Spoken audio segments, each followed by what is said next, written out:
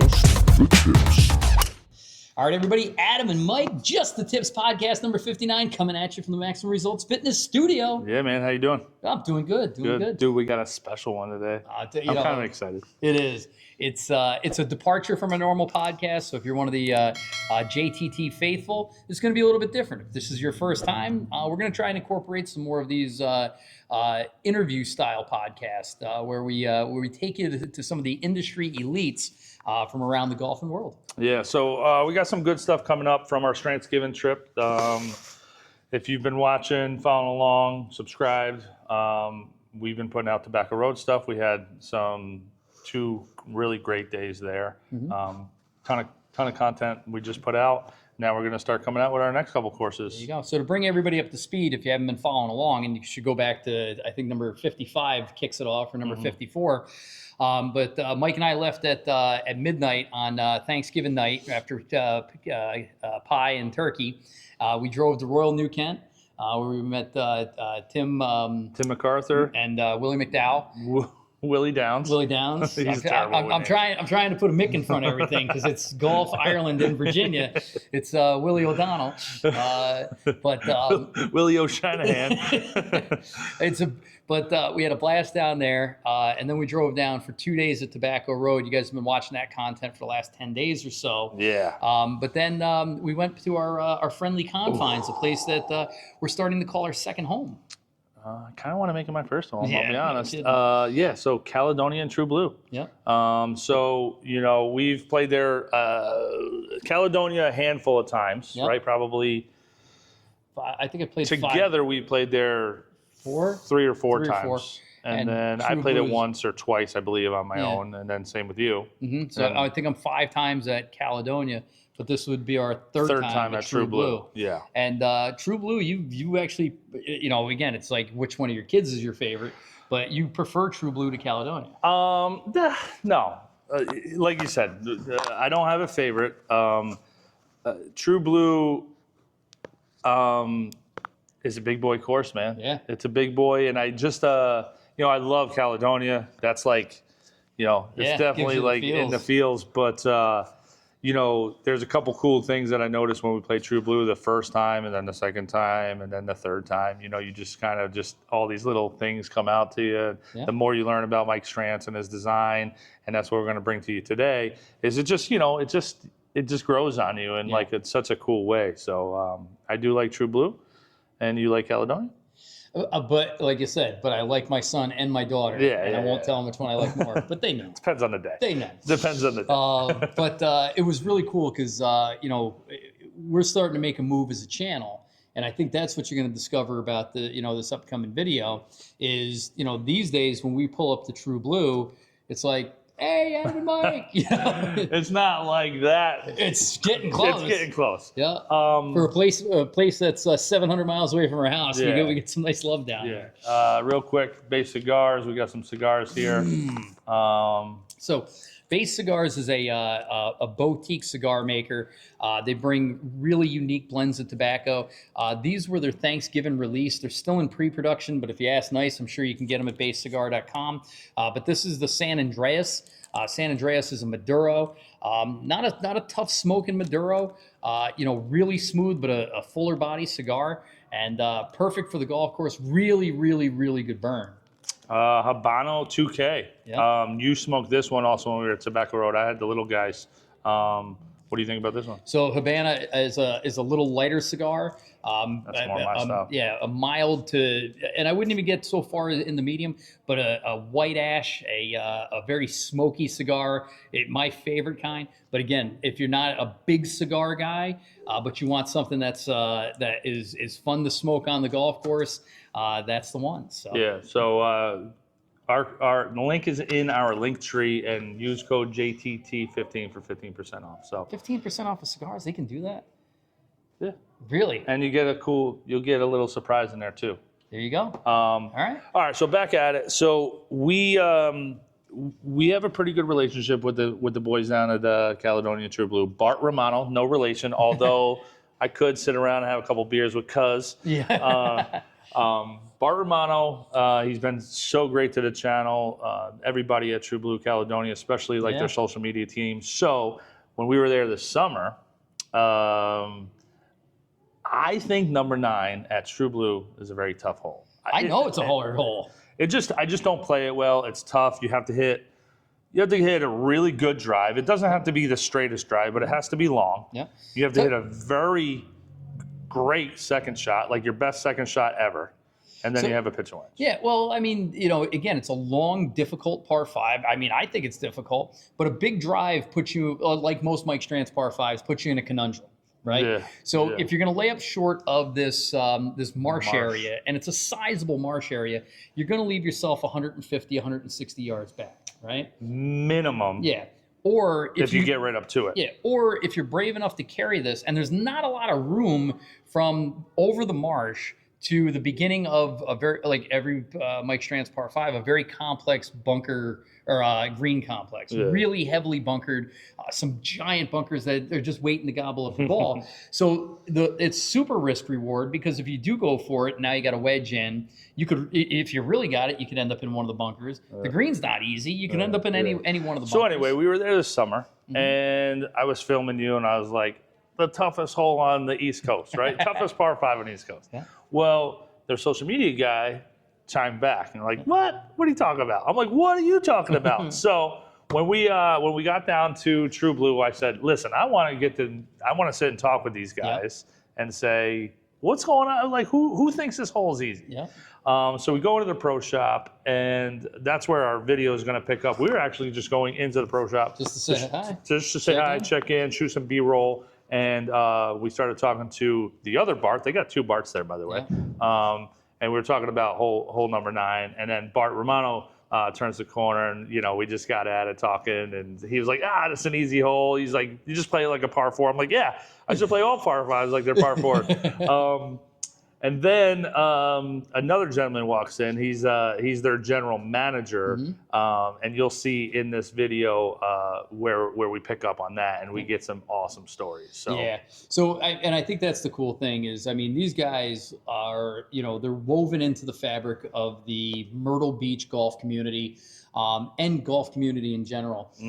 They were through the Strantz community as well. And they were through the high times of the 80s and 90s.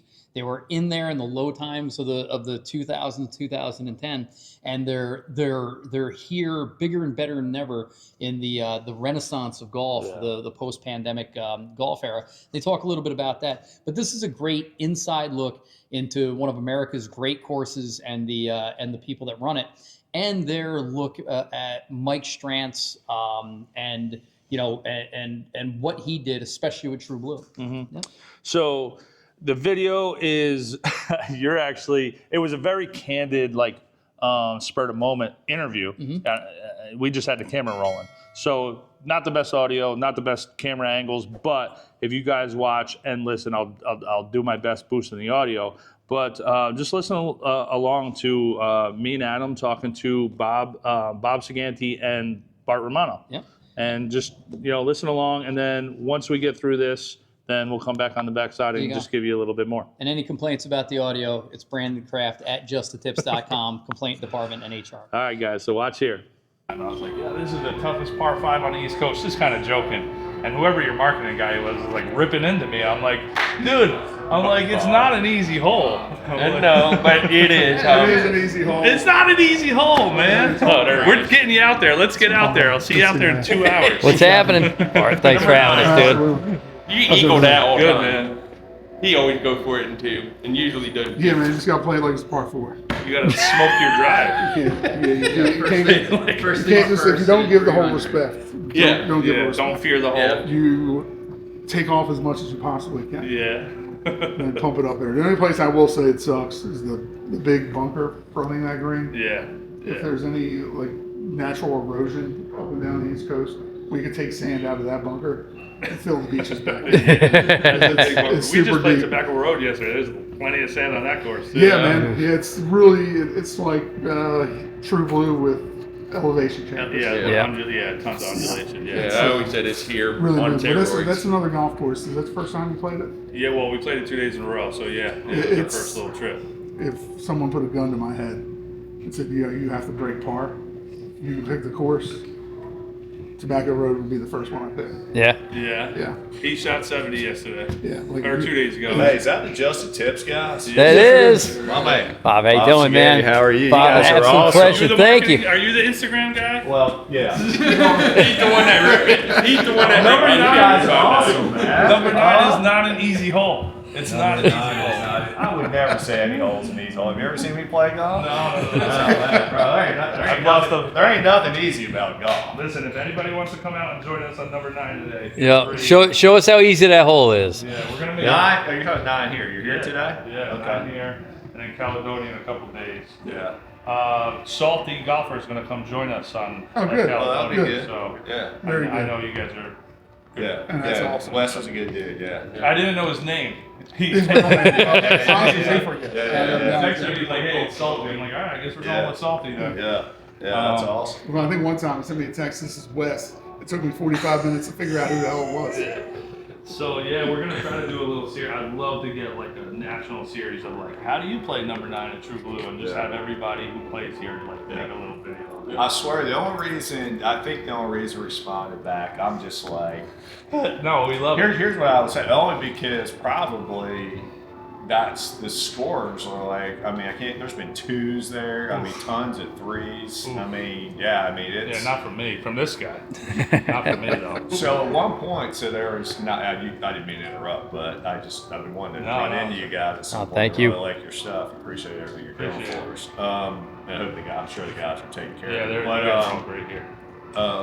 my train of thought was, when that Mike Strantz, of course, opened in '98, and then they came back. They asked the owners, asked them to come back. This was before Bart and I's time, not much before. I was over at Caledonia at the time, but to soften a couple areas. So where that creek, or whatever you want to call it, a little marsh area cuts in there. Yeah. From that point to the green was all waste area. Oh. So you think that hole's hard now?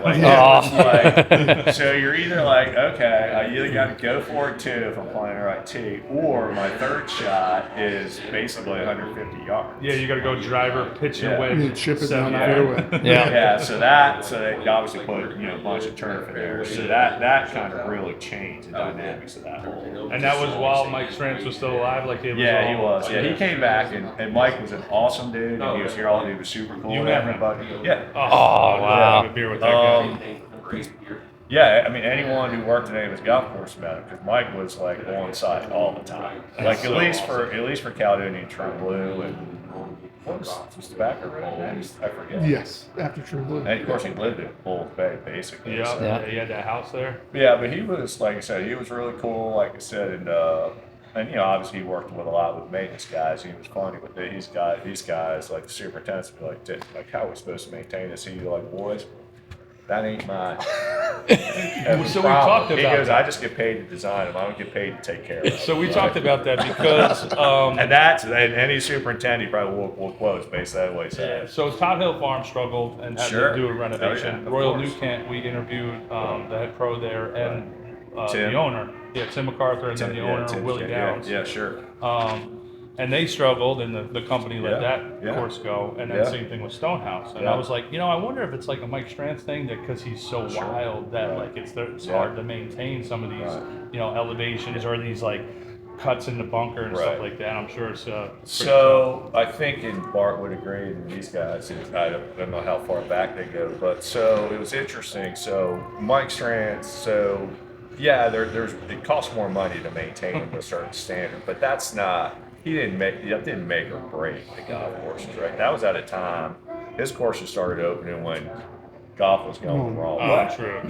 I mean, you think about it, right? Yeah. So late '90s was the high point. So he hit a home run with Caledonia right from Jump Street. I mean, that thing was solid gold, great. I mean, it's a softer. Obviously, it's not. Most folks go, that's a Strand course. Well, it's his first one, so he's First trying to one. take it easy. Yeah. And then, but yeah. So anyway, but yeah, I mean, they're difficult to maintain, but it's not like we're spending $500,000 or $1 million more than anyone else is Right. to maintain their properties. They're just different. It kind of like the timing of that, and then of course 9/11, and then I mean golf.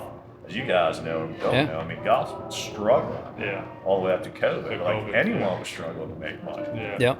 90% of the courses in the country, public or private, were losing money. Yeah, We're yeah. breaking even. It was hard to make money. Yeah, and I guess in golf, the same investment company owned both Royal New Kent and Stonehouse. That's right, That went yeah. under, and Right. then somebody, Sure. those guys came in. So. And Todd Hill, matter of fact, we're a local ownership group, been around since the 1960s. We're all old Myrtle Beach families, and it's just all different folks, right? And so they didn't know, you guys probably know this, but they didn't know much about golf when they opened Caledonia there, when it campground business and a bunch of different things. But one of our original owners in Ponderosa Inc. actually took a share in Todd Hill Farm. Oh, nice.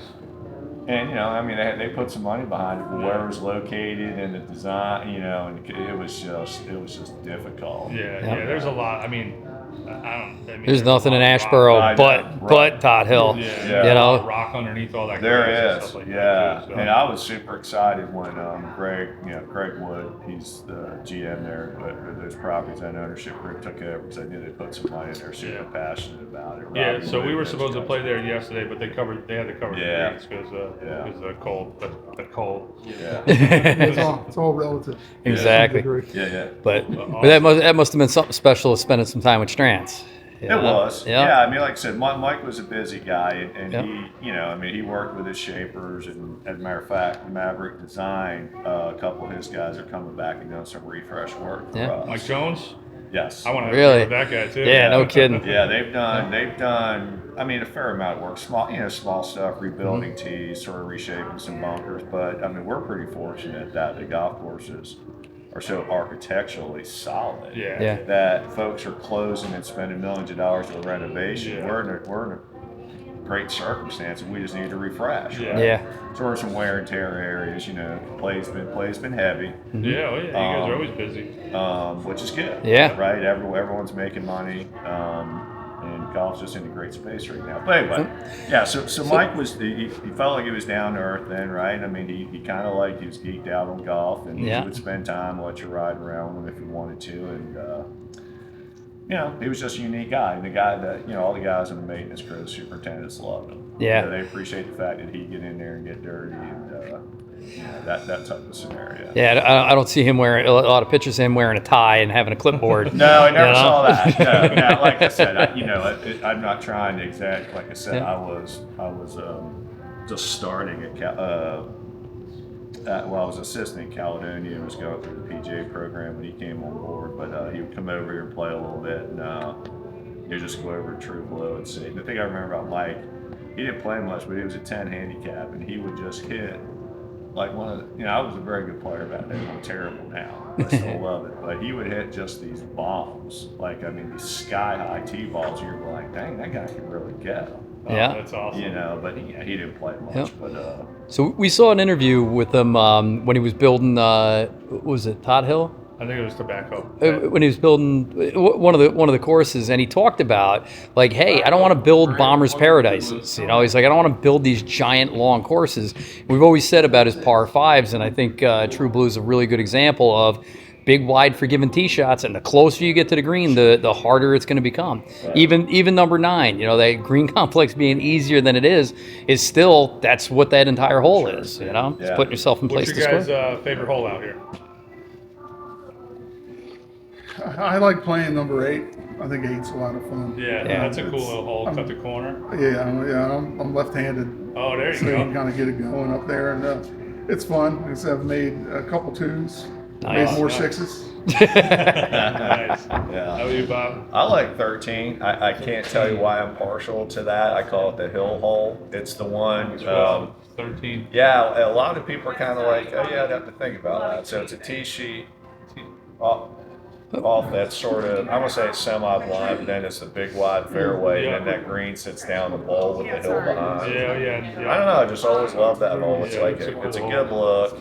We don't get a lot of elevation changes here, so it connects the 10T to the left, which is elevated. 13 sits down, and then if you're walking, believe it or not, folks still walking up. You walk off the green, kind of walk up that hill.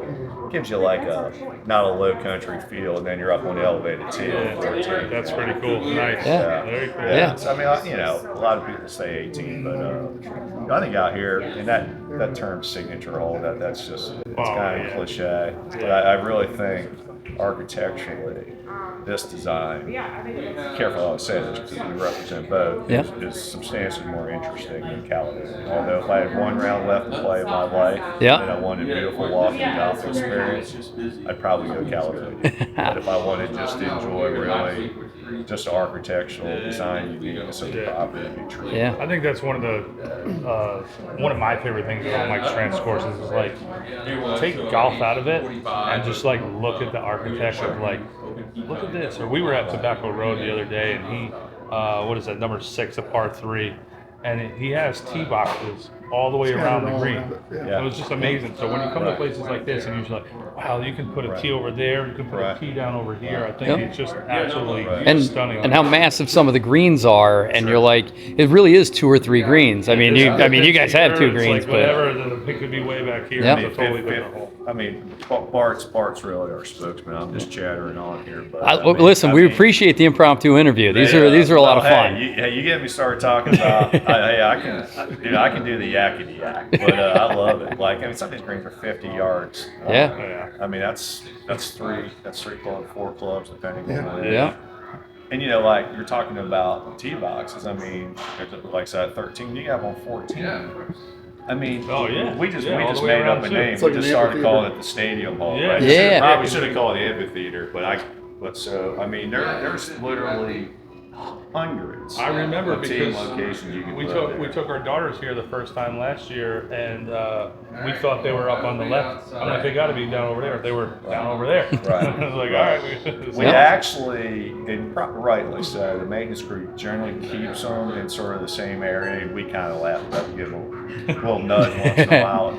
Because if you spread them out where they could go, no one can find them. Yeah. Yeah. I mean that's how Yep. much there's more acreage in those tee boxes than there is on a couple of probably. But most golf courses, I'm talking the vast majority of golf courses, the par 3, you have 30 feet from the front of the tee box to the back of the tee box, and you'll play there for the rest of your life, and that's what you're playing. Yeah. You know, I mean, with the Strantz design, I just don't understand why more courses don't take that opportunity. I guess you need property, you need imagination. It's imagination. Yeah. Yeah, and I'm sure when the difference between mowing a standard tee box and having like number 3 at Tot Hill, there must be 75 tee locations up there. You got to mow all that, Yeah, you know. you You maintain it all, you know. Yeah. But Probably it, gonna weed whack most of it. yeah, but it is incredible to see, and every time you come back, you got a new experience, you know. Yeah, and we're really, like I said, the Renaissance. Well, not the Renaissance. There's always been those like really hardcore Strantz fans, right? Yeah. And I mean, we can comfortably say this. It's not a slight. Most recreational golfers or our customers. And don't get me wrong, we get the same golf crowd that Vandy gets and everyone else, but they're not necessarily in tune with the designers, but. You know, sort of everyone, and thanks to you guys and the guys at Tot Hill and Tobacco, we feel like you've done a good job. Really, just in Golf Crusade, all those guys, Yeah. right? Everyone, Yeah. the social media thing has really kind of made folks more aware of Mike Strantz and the work he did. You know, I mean, he was getting plenty of recognition before he passed. Yeah, but But- to have 9 courses Yeah. and be in the top 10 golf architect. Yeah. Right. And everyone, I've never been out there. Everyone says Monterey Peninsula. It's just a complete, it's like We gotta try to get out to unbelievable. those. Yeah, we were gonna fly out of Charleston. We were stretching this thing out, but the wives at one point or another like, that's enough. You know, we're gonna come back. The Christmas trees are decorated. Yeah. But hey, Mike and I always say about True Blue that the course feels gigantic. A lot of times you turn around from the green and you look back and what you play and you're like, it just takes up so much space. What's the acreage of the course? Any idea? It's about 320, yeah. 325? Oh, yeah. It feels like it. So up north, like Yeah, say 100 acres is like, pretty you can standard. get 18 holes in. Well, Yep. 325. you would say, 325, so comparative, right? So Caledonia's about 110. Yeah. Okay. So, but and to have this property in the golf capital of the world, you know, to have the space to put 3 courses in, but to have the discipline to only put 1 in is pretty Well, special. it gives it a unique feeling, especially Yeah. to the area. Yep. And, I remember Yeah. being on what's 15. 15. I was on the green, and I just turned around and I was like, look how much land this is. Yeah. And it was just big. Yeah. Huge. But it feels like it. It really does. I mean, so we I have. still wasn't even on the fairway. Yeah, it was interesting because the ownership group, like I said, Caledonia was such a success, and they kind of, they had the property over here, and it's obvious. I mean, it's a different property. It's not, really live oaks. It's not marsh fronted, et cetera. So they just let Mike have at it. They said, go ahead. Awesome. And you can tell he did that, and I hope I don't get in trouble for this because he built a 16-acre practice facility, right, with literally a lake in front of one of the practice tees and high flash bunkers, greens, right? No architect would build. Well, excuse me, he would build a practice facility like that, but no ownership group has to maintain that. Yeah. And then, dig tens of thousands of golf balls out in front of that practice, out of that lake area to do that. And it's a 16-acre L-shaped practice facility that goes back, and actually there's a golf academy back there. Oh, nice. And if you pull up on it, and it's a very well-regarded golf academy, Steve Dresser Golf Academy, and you sit there and you go, who the hell would put a lake in front of a golf academy school? Right? I mean, I feel like if there was a lake out there right now, that's what it looks like. You guys be buying But he balls. did it. I mean, and trust me, it looks awesome. And our looks superintendent, cool. Kevin Tompkins, is his crew. They maintain it just like they maintain the golf course. And I mean, it looks awesome. We're going to take a ride back there. Yeah, we are. Off camera. I We were crashed on the camera drone the whole time? I crashed a drone the Did other day. I cuss? No, you were good. But we can cut out anything that you don't Well, want. everyone's used to that. So I crashed a drone the other day. So He we're bounced going it off down the to side of the roof of Royal New Kent. But we're driving to Charleston tonight, going to play the Ocean Course tomorrow, and I'm going to meet with somebody, get a drone, and then hopefully when we come back up for Caledonia, we'll have be able to get some. We couldn't really fly the drone. Well, we could have here today, but not at Caledonia because of the ladies. So I really want to get tons of drone footage of this place, man. So we're back. Boy, that was a great trip. That's the one thing I love about our channel is being able to watch the videos and the stuff that we end up capturing. Yeah, it is cool because you play these courses and you play these holes and you replay them in your mind, and then you have them from a POV view, but then to have that camera view is really cool too. But having these awesome exclusive interviews with these people, Bob was working at the courses then when Strantz was around and coming around and build those courses. So I think it was cool too because you don't normally throw yourself out there for the interviews. It just so happened I had the camera in my hand. I was looking for a shirt, and I figured I was filming. And next thing you know, you guys are in a pretty heavy duty conversation. Yeah, and that was just like four guys talking golf, talking Strantz, talking Caledonia True Blue, and learning, and I'll be honest, learning some of that like behind the scenes stuff of like how the property developed and how they just like gave Strantz like, hey man, have at it. Yeah. And it was really cool. So well, I think the other thing too is I think that's the difference with Mike Strantz is that and not to crap on anybody else, but you could hear Bob saying, he goes, I'm just never enamored with course designers because they would just show up and be like, yeah, and then they put their name on it. Like not for nothing, and I won't name the courses, but it's kind of famous, especially professional golfers are like, I'm the golf designer, blah, blah, blah, course designed by blah, blah, blah. They might have had a hand in it, but they weren't they weren't in their blue jeans riding a horse with a can of spray paint going, move that rock and lower that bunker. Don't be giving too much stuff away. We do have more interviews coming out, but I think this was really cool too because this was the first time. If you watch that whole video, where like Bob comes around the corner, he's like, "Is this just the tips, guys?" Yeah. And I think Bob, I don't know, I'm gonna email him. I think he's the one that was giving me crap on Instagram about number 9 being easy. But the other thing I'd say too, just from a social media standpoint, is those guys get it. They're not taking out ads in the local paper for 2 for $118s or a 50% off hamburger with your thing. They understand that social media influencers have a great reach, and the partnership between True Blue Caledonia, the Hammock Coast, and GolfMyrtleBeach.com and the golf influences of America is very, very tight. We appreciate everything they do for us. They seem to have a great appreciation for what we do, which makes me feel great. Yeah, and it's really cool because you sit there and you kind of talk to these guys, and they're just a couple dudes, but they really truly understand like what they have. Mm-hmm. They truly understand what they're doing with the social media stuff, and I mean, I think out of everything that we follow on social media, regardless of if it's some golf influencer, some hot chick golfer, yeah. I think Caledonia and True Blue post the most out of every single page on the entire World Wide Web. Well, I think their thing too is they appreciate the diversity of influencer that comes down. Yeah. There's you and me that are an emerging channel.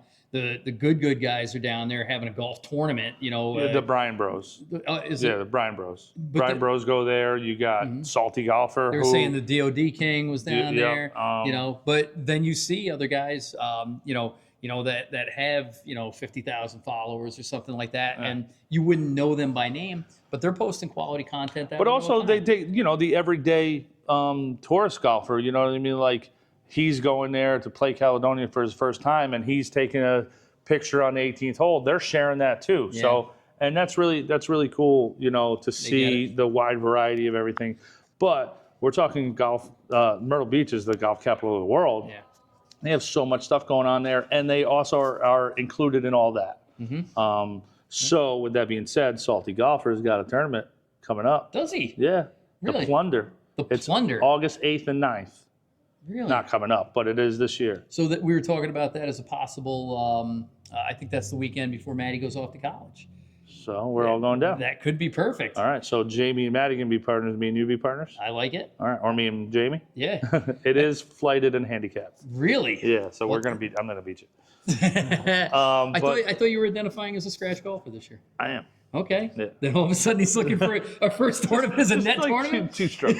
No, it's Salty Golfers putting it on at our soul course. So we got to play. Oh, 100%. We got to play. There you go. All and right. we win a sword. We win, you get like a golden sword, like a pirate sword. Is it a real sword? Why? I mean, you want to cut your other finger off? No, but I'm 48 years old and I don't have a sword. I've been. Do you have a chainsaw? I do have a chainsaw. Oh, there you go. Yep. There you go. You're getting there. Yeah. No, but I should have a sword, right? Like, do you have a sword? No, I don't. Why don't you have a sword? I will have a sword by August 10th. All right. Let's go, Salty Golfer. All right. You think he'll have his beers there? Definitely. He sets up a booth. He runs the whole thing. I love it. And he's on site and out there talking to everybody. So, yeah. All right. Dude, I love Myrtle Beach. Yeah. I love Caledonia True Blue. I do too. So, and like I said, it's great to be recognized for the small amount of space we take up, but to be able to be given some really good advice and industry advice on how to become more important. You had a major takeaway though, like on the car ride back. You were like, hey, I'm going to do something different because of that interview though. Yeah. You want me to talk about that now? I would. Yeah. Yeah. So I mean, it really. Once we got to the first tee, it kind of hit me of like what had just happened, and I was kind of thinking about the whole round, in between birdies. But most of the time that in between birdies, most of the time, one at Royal New Kent, and then the one at I don't think you don't think I had a birdie on True Blue. Did you have a birdie at True Blue? Yeah, 7. I had a birdie at 7. Knocked it tight. Oh, that's true. Yeah. You'll see that. No, but that's the only video you're going to see from True Blue. Me hitting it tight on 7. But no, when you get into the channel, you kind of trying to figure out like what your space is and what your purpose is, and that relationship that we built with True Blue and Caledonia and some of the other stuff that's going to be coming out, the interview with Willie that we had and everything like that, it makes me want this channel to be more about showing that side of the industry. You got guys that work at the course. They're there from sun up to sundown. They care about the course. They care about the people. They care about everything there is about that course. Mm-hmm. And they know everything there is about that course. And those guys, I want to do it for them. Yeah. I want to showcase the courses. I want to showcase the history of the courses. and everything like that, to where that really made me kind of want to steer the ship a little bit more that side, instead of like, oh, I want 100,000 followers from these fans. No, Yep. I want to build the relationships with these courses. So it's so funny because golf is different than any other major sport, in that the course gets at least in recreational golf anyway, the course gets the number one recognition. The designer gets the number two recognition in most cases, and then nobody gets the third. Like, you might know the name of the pro, but that's about it. Yeah. The unsung heroes of the golf industry that are legendary in the business, they need at least in my opinion, they need a little bit more exposure. They need credit for what they did, for what Bob has been able to do for a lifetime in golf down there, for what Willie Downs has accomplished at Royal Newcat, for what Puddles has done at the Ocean Course, and I mean that sincerely. Yeah, and I for a mean lifetime you have a handful of other guys that you're not even mentioning. I mean, people who run, put together the tournaments or put together the group outings. The cart guys, you know what I mean? Yeah. Pulling all the carts every morning, cleaning the carts every night. The guys who are there from sun up to sundown, and just superintendent, dude. Yeah. I mean, the greenskeepers and the greenskeepers should be the rock stars of the whole thing. Yeah. Because, like I said, especially at a Strantz course. You could probably get along without the pro, right? We could probably get along without him still. But if we didn't have the greenskeeper, if we didn't have the superintendent, we couldn't get along without him, right? Yeah. Or her. Yeah, Are there a lot of female greenskeepers? I had to look into that. Yeah, I don't Green know. superintendents. I don't look into that. Yeah, I don't know. Really? That's something you're going to look into? Can you just hit record once in a while and maybe look into filming? We're gonna get a camera with a bigger screen so I can see what's going on. But no, like, in all honesty, I think my biggest takeaway from this whole trip was exploring and building that relationship of that kind of stuff, instead of being like, hey, let me go play Caledonia and make videos for the fans. I want to make videos for people like Bart, people like Bob, and people like the family who owns the land of Caledonia and True Blue. The Strantz, family and all his fans and followers and things like that. That's the route I want to go. And I think the rest of the stuff will come naturally. Yeah. But if people like people from Tobacco Road reshare our posts because they love what we did there, or from Caledonia True Blue or Royal Newcat, like that's what the channel's all about. Exactly. And it was funny because when we first started, a lot of people would ask us, and then people that were good at social media would ask us, what's the channel about? What's the purpose of the channel?